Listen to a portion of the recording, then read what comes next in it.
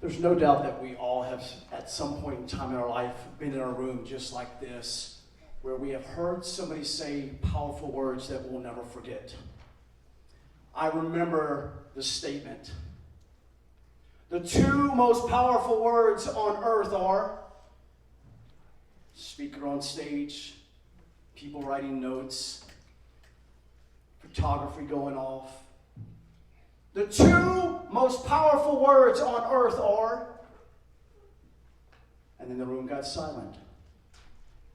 By that time, pencils were down. Everybody was still. You can almost see people thinking. I couldn't come up with the answer. I really didn't even know what it was. But you hear the statement again from the speaker. The two most powerful words on earth are, and all of a sudden you hear somebody say, thank you. I love you. Well, that's three. Then the Chick-fil-A guy says, my pleasure. Still, I'm there wondering what in the world could these two words be. The two most powerful words on earth are, and before I tell you, I'm going to tell you a story. I was about 8 or 9 years old, and I'm inside the house. I just got home from school. I'm super excited. I'm thrilled to death. I've already shared the news and excitement with my brother and sisters and my mom, and I'm just waiting for Dad to come home. And all of a sudden he pulls up, and I couldn't even wait for my mom to tell me not to go outside, but I ran outside. I'm like, Dad, look what I got on my test. I got an A-. I'm so excited. And he looks at it and he says, that's not good enough. You should have done better. And all I wanted to hear from my dad was, son, good job. I'm proud of you. But I didn't get that. I got was, you're not good enough. What I got was rejection, abandonment. See, those words begin to overtake my thoughts. It began to create who I was going to eventually become for a period of time in my life. Those words were echoed. That's not good enough.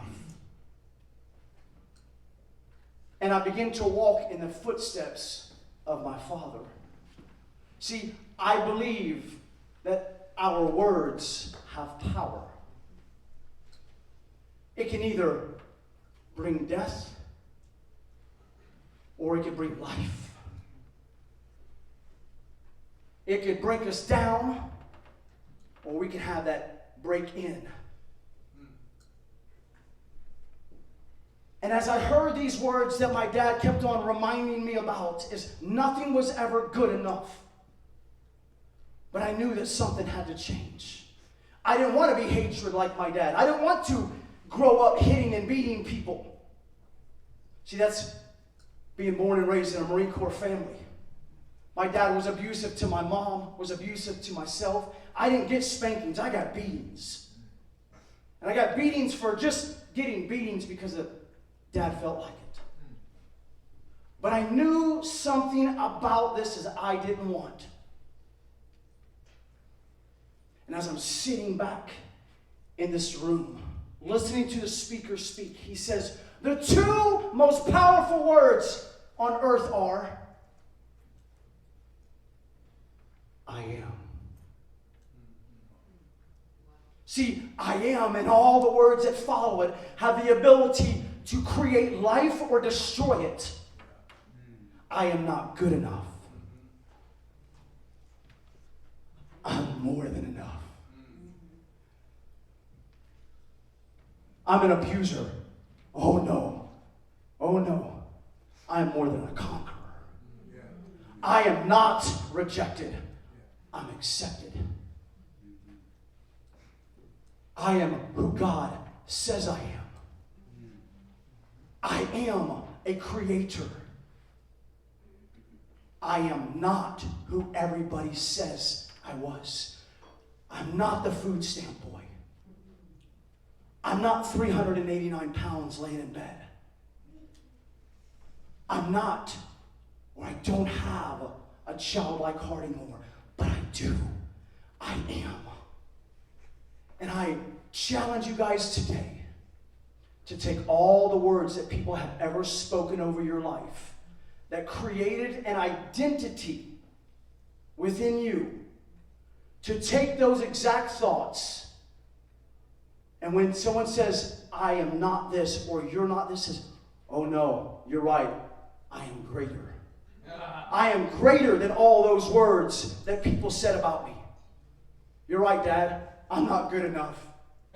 I am more than enough. I am the hero of my own story.